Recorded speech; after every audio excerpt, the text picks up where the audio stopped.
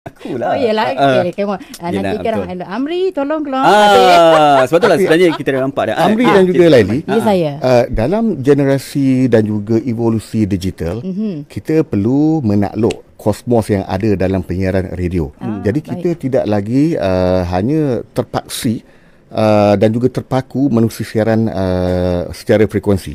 Tetapi kita juga kena meneroka keterbatasan di manakah para pendengar kita yang mungkin akan berada, dan juga kita kena mencipta kelompok pendengaran baru, tidak kira Asyik FM, Salam FM ataupun mana-mana stesen radio.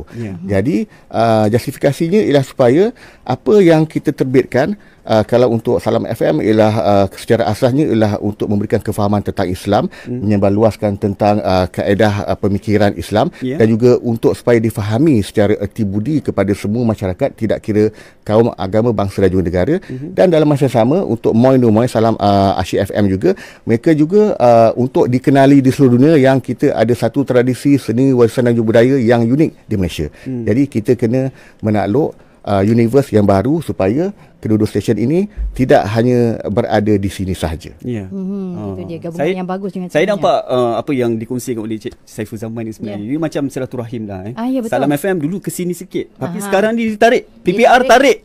Rapat terus. Dia rapat. Itu juga inisiatif daripada dengan gabungan yang cukup mantap dan bagus menyeluas, yang luas ya. Itulah. Okey, baik. Kita nak berehat seketika dulu dengan satu lagu, dan selepas ni kita ada yang kemuncaknya lah. Kemuncaknya, betul. Okey, baik. Kita dengarkan terlebih dahulu daripada Faizal Tahir ini dia. Assalamualaikum. Assalamualaikum.